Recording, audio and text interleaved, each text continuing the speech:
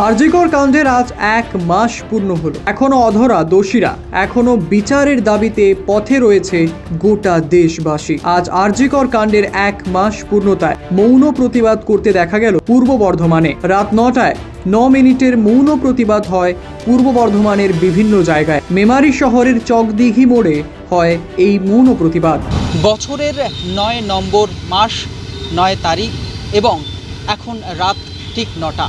9 মিনিটের জন্য স্তব্ধ হয়ে গেল কার্যত যেন গোটা রাজ্য, গোটা দেশ এবং বিভিন্ন জায়গায়।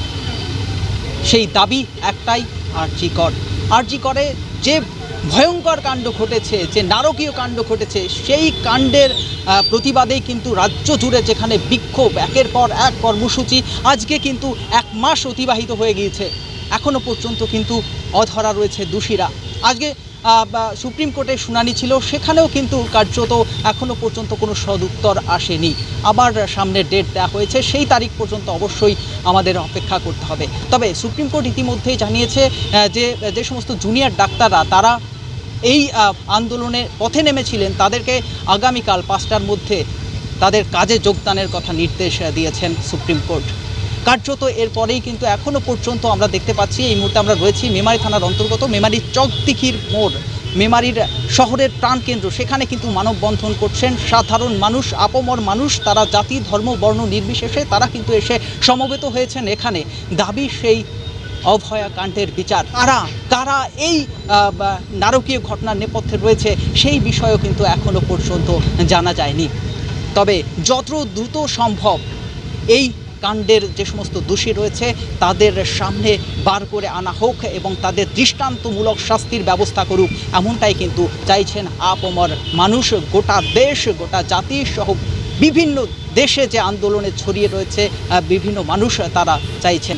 যারা আজকের এই আন্দোলনে অংশগ্রহণ করেছেন তাদের পক্ষ থেকে ঠিক কী জানানো হচ্ছে, তাদের সঙ্গে একটু কথা বলার চেষ্টা করব।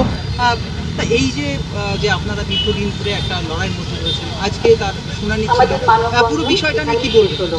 বিষয়টা একটাই, এখন সেটা হচ্ছে যে তিলোত্তমার বিচার, এবং যতক্ষণ না বিচার হচ্ছে, সুপ্রিম কোর্ট কি বলছে সেটা বিষয় কথা না, আমরা আমাদের দাবিতে অনড় থাকব। এবং আমার ধারণা